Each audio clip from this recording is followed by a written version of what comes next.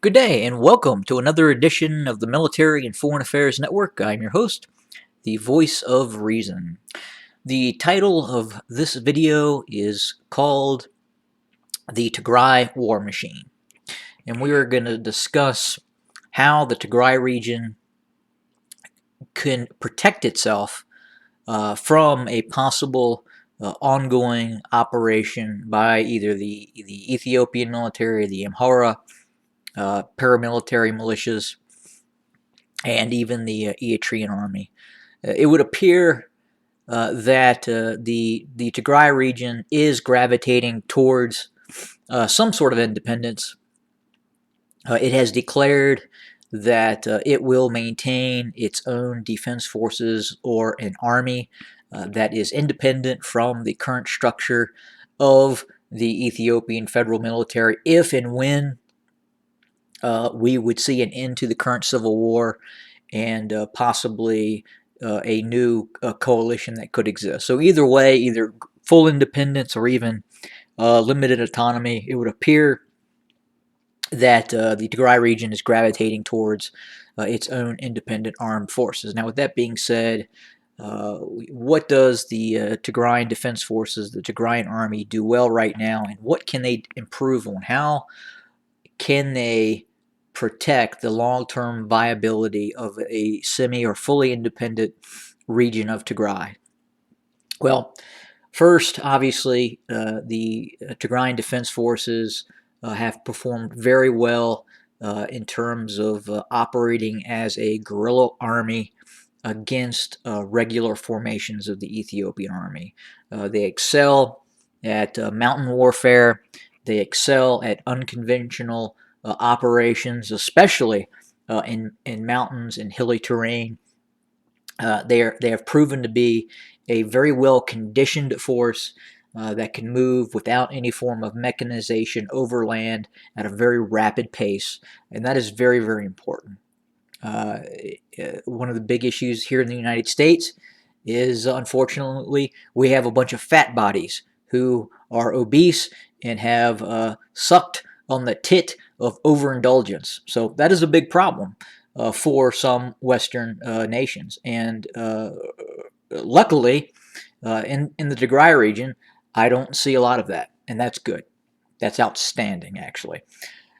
So what else do they do well? They have really good battlefield commanders that are experienced and have proven themselves in combat, and they would also appear to have lower level combatant commanders who have proven themselves as well in the battalion element sized formations and above.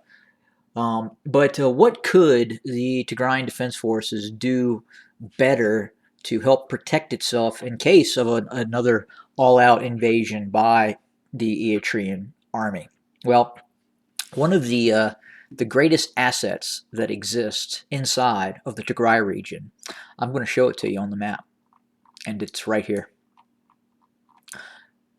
It's Mekelle University. So what the Tigray region needs to do, and this is imperative if they have not already done so, they have to institute a military sciences program. They have to repurpose engineering students, technology students, agro students into creating weapons and systems for the Tigrayan Defense Forces. We know that there obviously, if you have an engineering program and the Tigray Defense Forces are able to capture surface-to-air missiles, you can, with proper know-how and knowledge, convert some of those systems to ballistic missiles.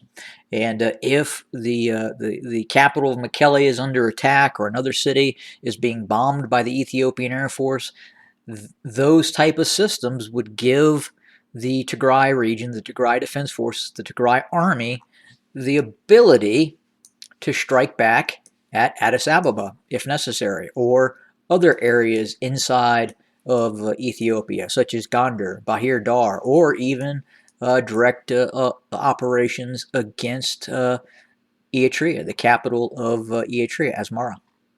There it is.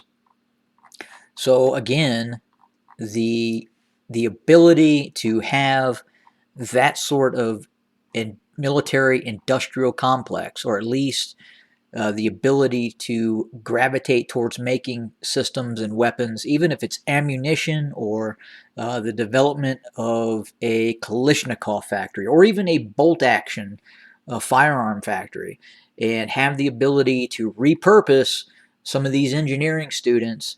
And if you don't have enough of them, well, you go into your population, you start conducting aptitude tests of individuals who are smart, high IQ, and then get those individuals into schools to study military sciences and start producing the weapons of war that will keep the Tigray region free. That is a necessity. And is it being done right now?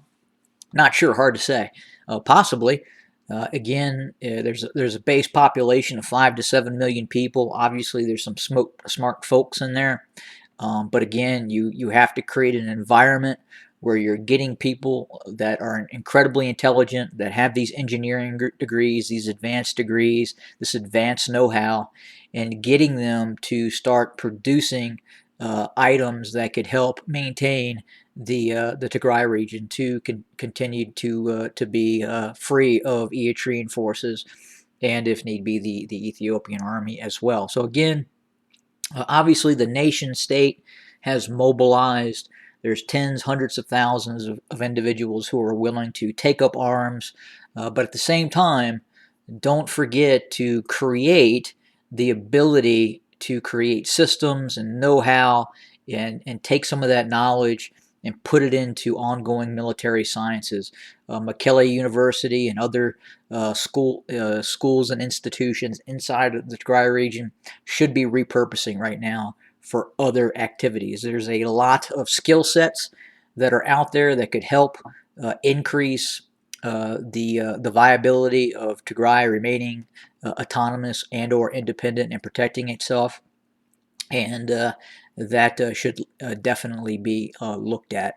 The people, the intelligence that you have, and I don't mean military intelligence, I mean simply intelligence at the root level.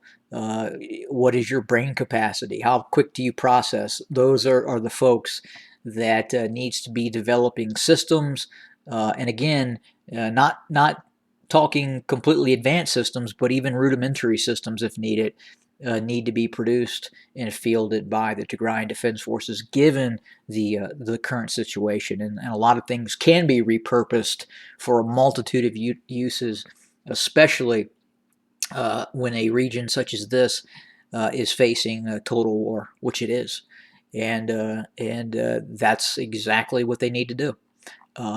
That's all I have for right now, but I wanted to touch on that subject, talk about that subject, because I think it is incredibly important, and is definitely doable and viable given what currently exists inside of the Tigray region as we speak. Have a good day, everybody.